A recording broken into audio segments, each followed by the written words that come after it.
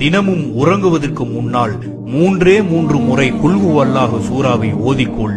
முழு குர்ஆனையும் ஓதிய நன்மை கிடைத்துவிடும். 4 முறை சூரத்துல் ஃபாத்தியாவை ஓதிக்கொள்.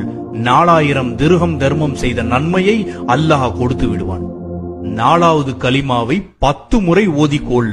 லா இலாஹ இல்லல்லாஹு வஹதஹு லா ஷரீக லஹு லஹுல் முல்கு வ லஹுல் ஹம்து யூஹி வ யுமீது பியதில் கைர் வ ஹுவ அலா குல்லி ஷைஇன் கதீர் என்ற கலிமாவை 10 முறை ஓதிக்கொள். ஓதினால் காபத்துல்லாஹ்வை தவாப் செய்த நன்மை கிடைக்கும். யாருக்கு ஹஜ் நசீப் இல்லையோ 4வது கலிமாவை ஓதிக்கொண்டே வந்தால் அனஸ் ரலியல்லாஹு தஆலா அறிவிக்கிறார்கள், அல்லாஹ் அவரை ஹாஜி ஆக்காமல் மௌத்தாக்குவதில்லை.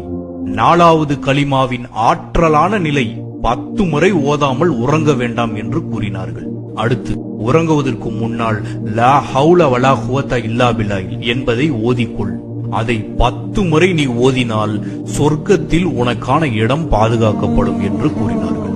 மந்திர சொற்களில் சிறந்த மந்திர சொல் லா ஹவுல வலா குவத்த இல்லா பில்லாஹ். இதை பற்றி மேலும் பெருமானார் அவர்கள் கூறினார்கள், இது கஞ்சுலர்ஸ் அர்சுக்கு கீழே கொடுக்கப்பட்ட வார்த்தை, எழுதப்பட்ட வார்த்தை. இதில் 99 நோய்களுக்கு நிவாரணம் இருக்கிறது.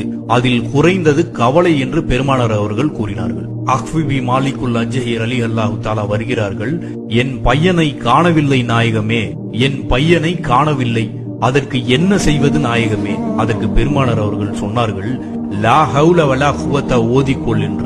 அவர் நேராக தன் மனைவியிடம் சென்று சொன்னாரு.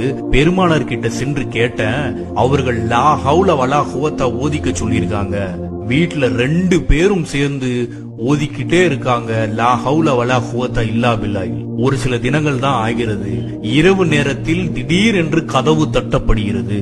யார் என்று திறந்து பார்த்தால் தன் மகன் மாலிக் கதவை தட்டி 4000 ஆடுகளோடு வந்து நிற்கிறார். போன மகன் 4000 ஆடுகளோடு வந்து நிற்கிறார். நேரா பெருமானார் ஸல்லல்லாஹு அலைஹி வஸல்லம் அவர்களிடம் இரவோடு இரவாக கூட்டிக் கொண்டு போய் நிறுத்துகிறார். போன மகன் கிடைச்சிட்டாரு. அதுக்கு பெருமானார் அவர்கள் காரணம் கேட்கிறார். மகன் காரணம் சொல்கிறார். மாலிக் அழகாக காரணம் சொன்னார். என் எதிரிகள் என்னை கடத்தி சென்றார்கள் கொலை செய்வதற்காக.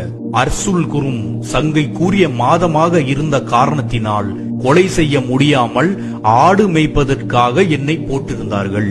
என்னை பாதுகாக்க ஒருவனை வைத்திருந்தார்கள். அவன் குடித்து விட்டு உறங்கினான். அதை பயன்படுத்தி கொண்டு நான் ஓடி வந்தேன்.